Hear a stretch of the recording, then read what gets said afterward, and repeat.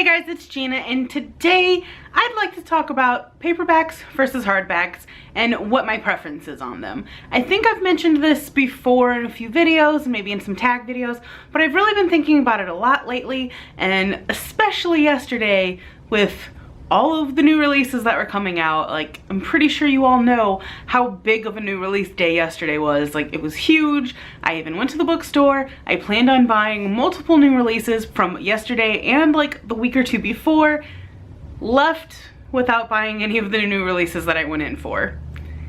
I did buy books, just none of the ones I had planned to buy. And a big reason for that is because they were hardbacks and they were new, and I didn't feel like spending $20+ on each book when I could get multiple books for $20 in paperback. So this is just gonna kind of be some of my thoughts that I've been having on paperbacks versus hardbacks and why I'm so hesitant to buy new releases. Basically, if you look at my shelf, I prefer paperbacks.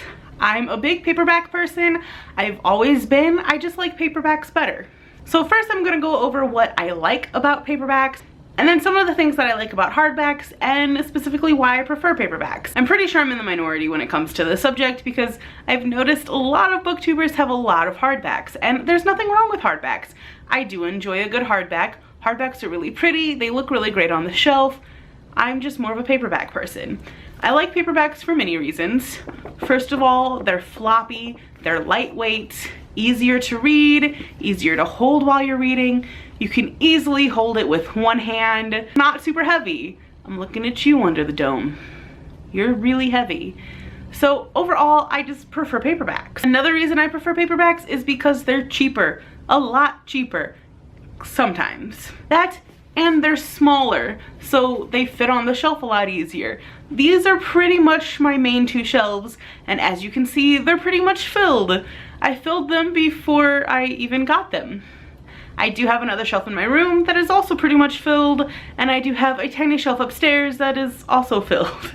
So I have a lot of books, and paperbacks are easier to fit into slots, they're easier to stack, they don't take up as much room, and they're not as chunky. So that is another reason why I prefer paperbacks over the hardback. However, I do love how a hardback looks on the shelf, and the thing that I like most about the hardback is when it has a pretty underneath.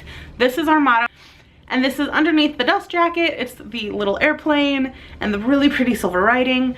It's just really fun, and sometimes they put little secrets under the dust jacket, like with the newest Miss Peregrine's book, how it has all the signatures of the peculiars, and like with Amy Poehler's book, how it says yes please on the front flap and thank you on the back. That's just really cool and fun to look at, and I always look under the dust jacket before I buy a book. However, like I mentioned with paperbacks, these are really heavy and can be awkward to hold. You can't easily hold a hardback with one hand.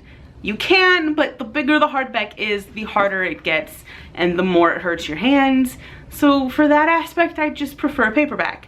And I am pretty peculiar about my books. I don't like breaking the spines, and that is one downfall with paperbacks. And a plus with hardbacks, you can't really break the spine on this thing, and you can lay it flat open on a table or on your bed, like I read on my bed. You can't do that with paperbacks without possibly breaking the spine. I don't like breaking the spine, but sometimes it does happen. That is also really nice with hardbacks. You get the nice book thud. Anyway, that's kind of my feelings between paperbacks versus hardbacks. I prefer paperbacks. A lot of the reason is because they're cheaper. So back to not buying the books that I went into the bookstore yesterday to buy. The main reason I didn't get any of them is because all the books that I wanted are huge. They're really thick, chunky books, and I just really don't have any room on my shelves for them. That's pretty much it. Like, I didn't want them that badly that I wanted to buy them. It's just something that I thought that, yes, I do want to read this eventually, and it seems pretty interesting, so maybe I'll get it. But then the price and it being a really big hardback just kind of put me off, and I just didn't feel like buying them. Instead, I bought some cheaper paperbacks and some other books that I've been wanting.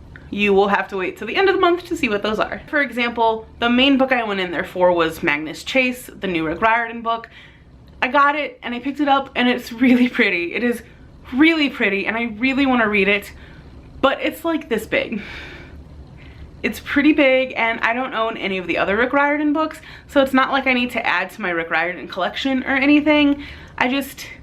Something about it kind of put me off with buying it. I might end up buying the ebook because I do want to utilize my e-reader a lot more, and I think with all of the new books that are coming out, utilizing my e-reader is going to come in handy a lot, because there are a lot of books that I want, but I don't necessarily want them in a physical copy, if that makes any sense at all.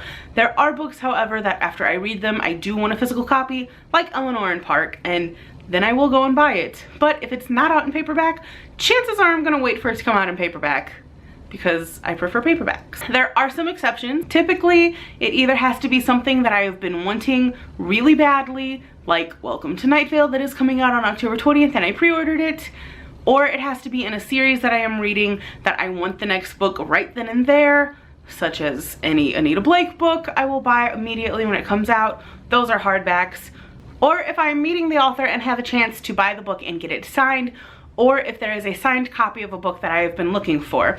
For example, Saint Anything by Sarah Dessen. This book was on my radar and I do want to read it. It does sound interesting. I wasn't too keen on buying the hardback. I probably wasn't going to buy the hardback. I was perfectly fine waiting for this to come out on paperback. Sarah Dessen came to St. Louis. So I bought the hardback and got it signed, and I'm glad that I got it signed. Other exceptions for my hardback rule are books like The Series of Unfortunate Events. All of these are in hardback, but they're tiny hardbacks, and I really like them in hardback. And the other exception is this Lifetime Library editions of books.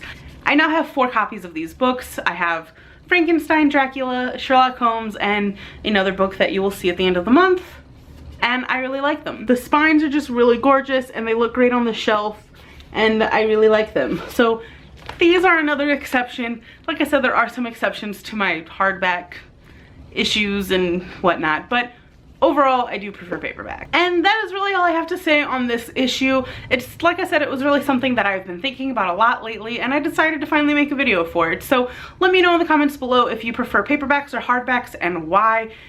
Hopefully I'm not alone on Paperback Island. I hope I'm not alone on Paperback Island, but it seems like I'm pretty much alone on Paperback Island. But I like Paperback Island. It's nice and cozy.